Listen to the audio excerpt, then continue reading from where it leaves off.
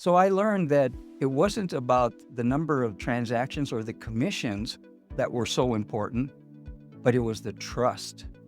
The trust that I was able to earn or that I needed to be able to earn was the most important thing of everything that I've learned in real estate. And let me ask you this, what's one lesson you wish you had learned early on in your career? I wish I would have learned that the key to the success in this business is building relationships. That's overall everything, because if the key to the business is building relationships and your integrity. You have to have integrity. I see that I've helped a family, and then I go forward and I've helped their children and sometimes their grandkids. That lets me know that I've earned more than just a commission or a sale, that I've earned trust. That's important to me. If every realtor listening today could remember just one thing, what would you want that to be? I think it's very important that if you're in this business, that you look at it as a profession, not as a job, and that you always continue to learn. Tell us how you became a realtor. Was it planned, or did real estate find you? It's kind of a strange event or set of events that took place for me to get into the real estate business. I came here from Albuquerque, and I had a commercial landscaping construction company. And I came down here to do work for Leal. And after that work was done, I had the opportunity to sell my company, and I did. So I didn't have anything to do at that time. But I met a friend here that was taking real estate courses. And he said, you ought to come and take some courses with me. And so I did, and they were at night, and I took those courses. But it was a year later before I went and took my actual test. After taking the test, I didn't know where I was going to go or what I was going to do, but I saw an ad in the paper for Charm Homes. And it sounded interesting, so I called them. We need to support each other. We have, at this point, still the best country in the world. At this point. And I want us to appreciate being alive for the short time. Appreciate when the sun comes up every day. Appreciate when there are blooms. Appreciate when you see a baby smile. The world is full of joy. And when there is a tragedy, find something good. Find something good and cling to that. Watch your mind. Be careful with your mind, because it's a powerful organ, and you've got to be in control of it all the time. Actually, I like to find something good in every bad thing. Whenever there's something bad, you've got to find something good and cling to that, because otherwise you're going to go crazy. And when he had his stroke and it left him blind on the left half of each eye, what was good is I took time off. And then, hey, I like taking time off. So now I do. Me is that we are losing sight of how important this profession is. I call it a sacred trust. And I know people are going to go, duh, because I'm going to say, we each have one life. All human beings only have one life. There's no do-overs. And when you are selected to find them a home where they're going to live part of that one life that they have, that is a sacred trust to me. I've had people stay in a house that we had because I wanted to sell their house and they had to get out so I could sell it. They've stayed at my house. They've slept in my house. I've taken food. I've done whatever is necessary. It's just think about what you would want, what you would need, and provide that. Okay. And you've been closely associated with our association for a very long time. What has made GEPAR special over the years for you? We've got the best staff in El Paso. Tony Delgado, our AE. You can't say words good enough. Our Mother Superior, Isela. She is our Mother Superior. 49 years. What life lessons has real estate taught you? Got to take time for yourself. You've got to. I worked 24/7 And I've learned you've got to take time for yourself, which I didn't learn until my husband had his stroke and I had to take time off. And time off is great. You've got to take care of your health, but your family and your health and yourself have got to come first. Love The it. richest man in Babylon, Richest George man. S. Clason. Get it, read it, do it. Okay. You will have IRAs to support you when you get to be as old as I am. You got to save your money because it's expensive to get this old. Tell me about a transaction that you will never forget. He was a custodian at UTEP. They didn't speak any English. And I had to use his daughter a lot because my Spanish is not that proficient. No se me verbos. And he had been turned down for a loan. And they really wanted a house. They really did. And I worked with them and got it because you've got to know how to get credit created if they don't have credit. If agents coming up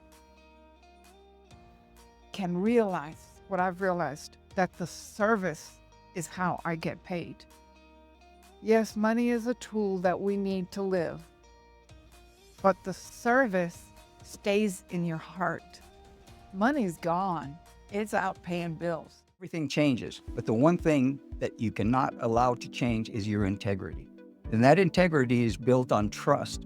You got to be able to let people understand, because you really feel it, that you care about them, that you care about what is going on in their lives, and that is important to you. You got to be able to listen more than you talk, and you got to also understand that every story is different. Every situation is different, and you need to be able to adjust to that and adapt to those things.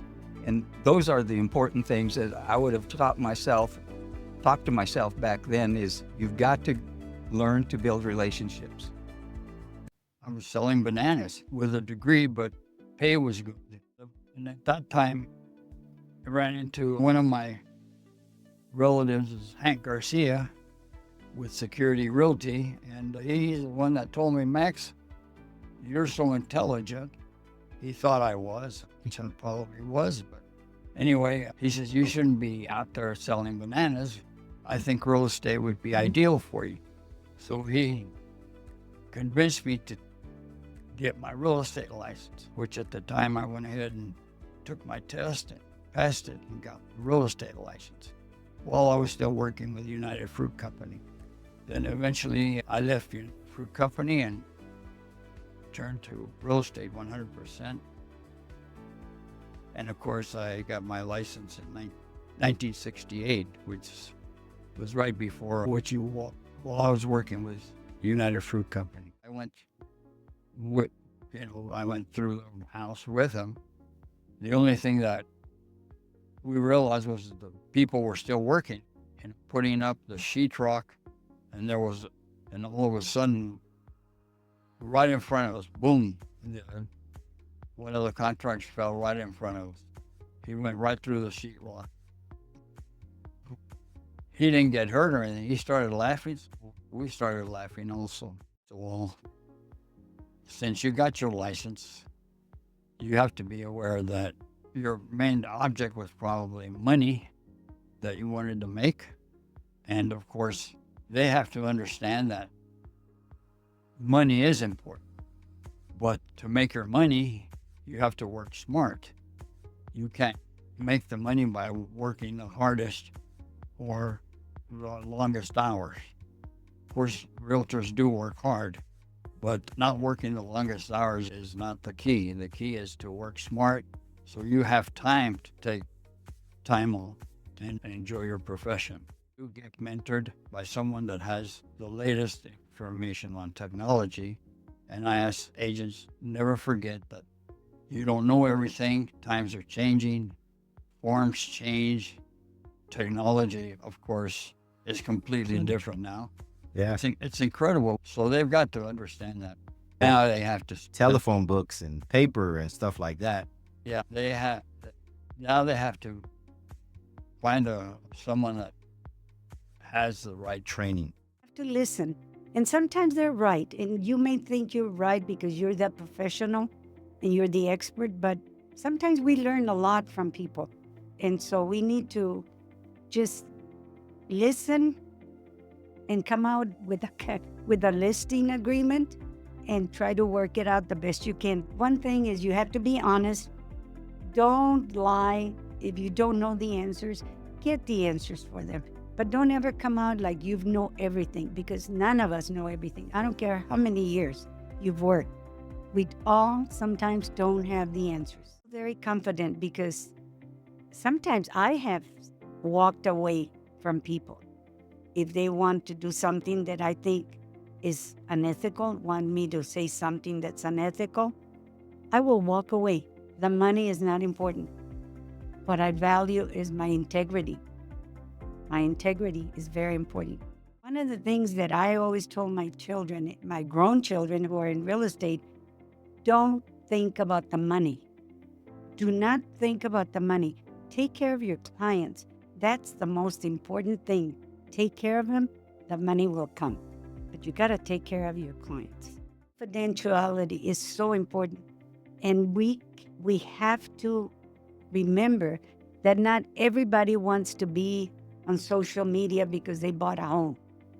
And I always think we're going to come to the point that we're going to have to get permission from those people in order to put it on social media, because I've heard some people that didn't want their names out there or their pictures out there.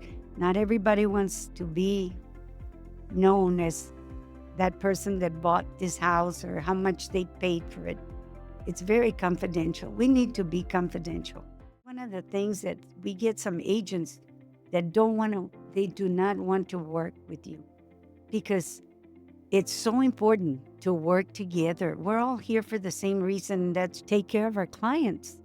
And if we both work together, we'll have happy clients and good closing. Learn your contracts, learn everything. But the most important thing here is your integrity. Keep that integrity. Be honest.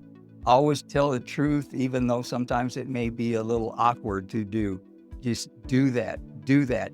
And don't go chasing commissions. Chase relationships. I can't emphasize that enough. Relationships are the ones that will bring you the wealth that you're looking for in this business. Without that, you have nothing.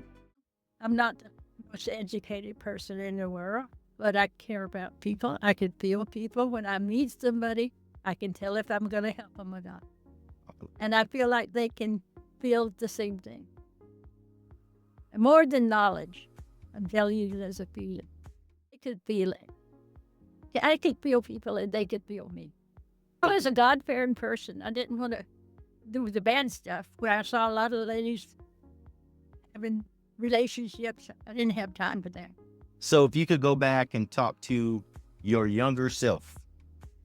I'd say you made it, baby. Okay, you made it, babe. I like to have fun. I decided I wanted to join my husband to see what the hell he was doing every night. Okay. And actually, people at Prudential, I saw 3 people right there from that same office, okay? And I had fun. I liked helping people. And basically, I don't know how it happened. It's just, I attract people by being a country girl. I didn't own the company. I went with my husband to Las Vegas. I helped him pay for the company. And I'm still not in the company, okay? And it just gravitated. And I never wanted to be in management. The biggest challenge I had is I sold the big boy, the commissary house. It took me 6 months. I know a lot of people using the commissary. I tell them, look for this guy, look for this guy. And I tell them, tip him good, because he's going to buy a house. And I'm going to help him.